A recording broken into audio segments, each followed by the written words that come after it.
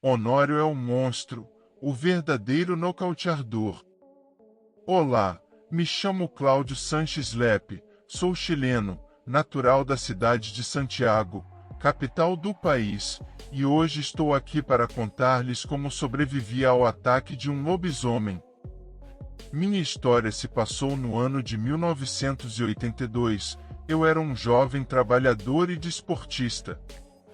Durante o dia eu trabalhava duro em horário comercial numa empresa de enlatados. Após o horário comercial eu me deslocava para a academia onde treinava boxe. Esse era um ano muito especial, eu havia acabado de ganhar uma bolsa de treinamento completa, com direito a viagens e estadias por conta da Federação Chilena de Boxe. Pelo menos uma vez por mês eu seria testado nas minhas habilidades de pugilista em cidades chilenas de norte a sul. Eu era um jovem promissor, eu estava no topo da minha categoria do peso cruzador, uma categoria antes dos pesos pesados. Estava sendo treinado para representar o meu país nas Olimpíadas de 1984 em Los Angeles, Califórnia, nos Estados Unidos da América. O meu plantel era composto pelos melhores treinadores da América do Sul, tinham profissionais de vários países ajudando na melhoria da minha performance. Tinham também outros pugilistas que competiam paralelamente comigo a esta vaga no certame olímpico. Era mais do que certo que eu ganharia um rival pela vaga olímpica, assim como eu me destacava na minha região. Outro pugilista se destacou na região dele e foi inevitável o nosso confronto. A Federação Chilena de Boxe realizou todas as eliminatórias, até que ficamos somente eu e ele pela vaga. A decisão era técnica e não política, o melhor boxeador é quem deveria representar o país no evento olímpico. Tudo começou no outono de 1982, fomos vencedores de todas as seletivas e teríamos 3 meses de treinamento e confrontos perante o comitê julgador. Meu rival chegou ao centro de treinamento com o hype nas alturas, seu nome era Honório Lopes, mas era conhecido e chamado no mundo do boxe por Honório é um monstro. O cara era alto, forte, tinha uma envergadura de 2,05 metros e um semblante de muita confiança e deboche. Confesso que no primeiro dia fiquei intimidado, mas confiava nos meus punhos, na minha vida regrada de atleta e no meu objetivo. Ele tinha seus atributos e também era focado, mas eu tinha algo que ele não tinha, a velocidade. Nossos primeiros confrontos foram marcados pela cautela, afinal de contas valia uma vaga olímpica e uma carreira de pugilista profissional. Aos poucos fui me destacando, ele pouco me tocava no ringue, eu era bem mais veloz, era bom de esquiva e um exímio contragolpeador. Fui notando sua preocupação com os sucessivos fracassos perante mim. Ele começou a mudar seu comportamento com todos os componentes da federação e treinadores contratados.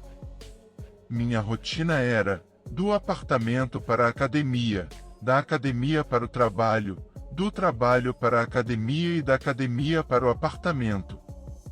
Morava com minha avó desde os 10 anos num apartamento de 2 dormitórios. Era uma pessoa muito vivida, cheia de histórias e muito carinhosa e prestativa comigo, o único neto.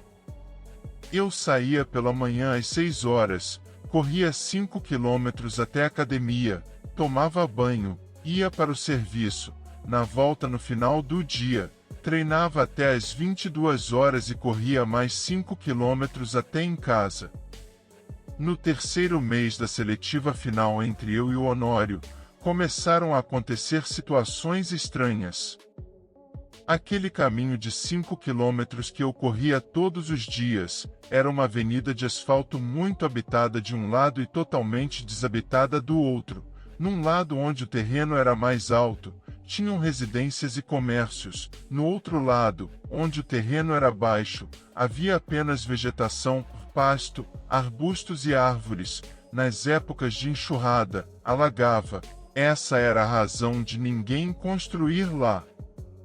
Numa dessas noites que eu estava correndo de volta para casa, pude perceber que alguém me seguia pela vegetação.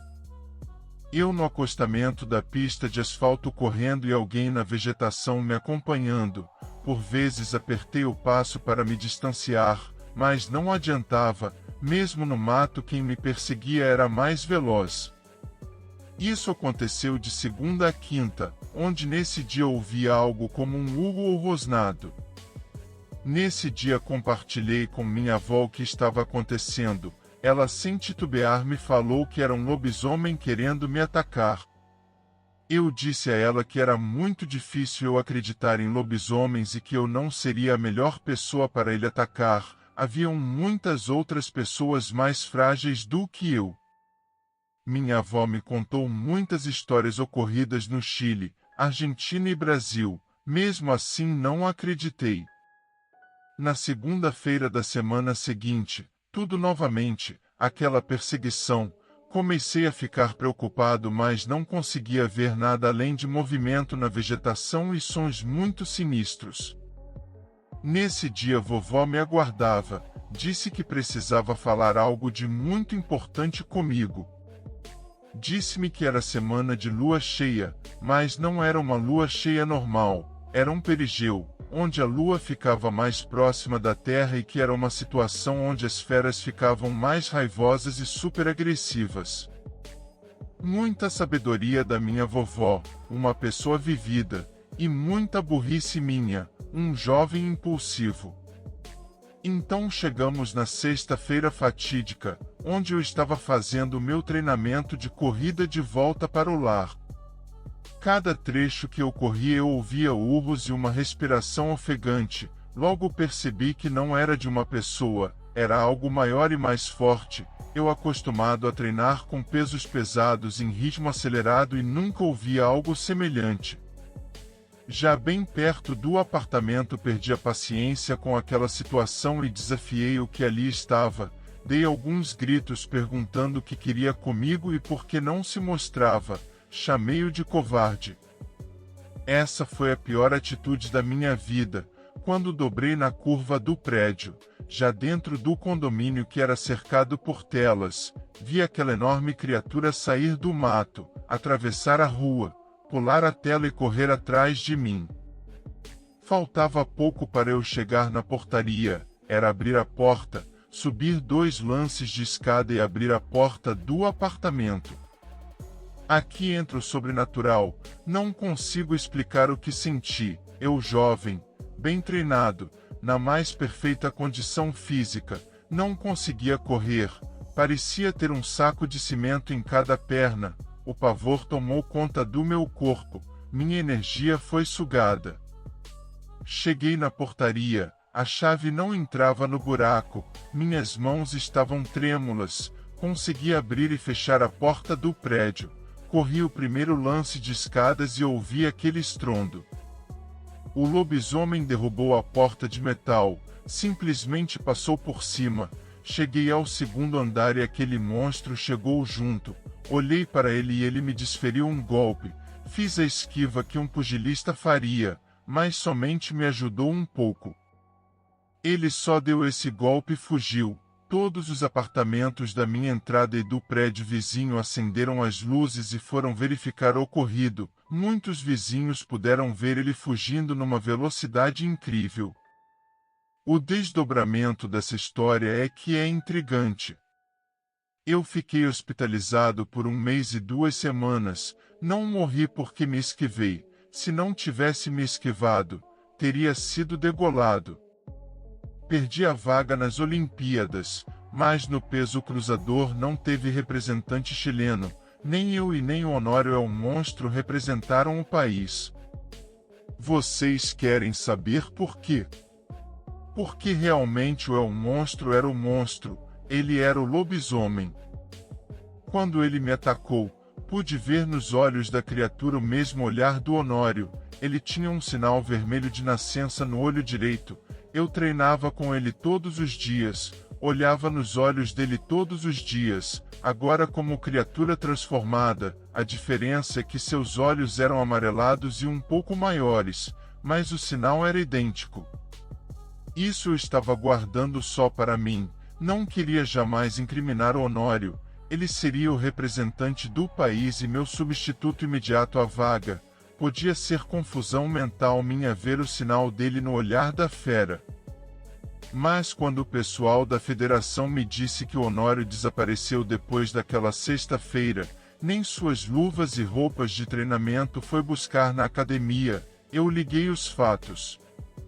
A Federação Chilena tentou inúmeros contatos com ele, sem sucesso. Sua família diz que ele simplesmente desapareceu da cidade e ninguém sabia onde ele estava. Minha vovó me disse algo que tenho que passar para vocês. Lobisomens são homens que carregam uma maldição, nenhum deles foi voluntário para ser amaldiçoado. Mas a criatura é produto da personalidade do homem. Homens bons conseguem controlar a fera, homens maus despejam toda sua frustração quando aflora a fera. No meu caso específico, minha vovó disse que tudo teve relação com a vaga olímpica. Eu fui um empecilho para o homem que se cobrou de mim com a fera. Eu fui um obstáculo que ele não transporia como homem, mas que facilmente transporia como fera. Acho que ele abandonou a vaga olímpica depois de voltar a si. Depois que usou a razão, veio o peso da culpa. Também como sobrevivi, talvez tenha pensado que eu poderia ter lhe reconhecido. O fato é que nunca mais vi nenhum lobisomem e muito menos Honório é um monstro, o verdadeiro nocauteador, aquele que me tirou de uma Olimpíada com um único golpe.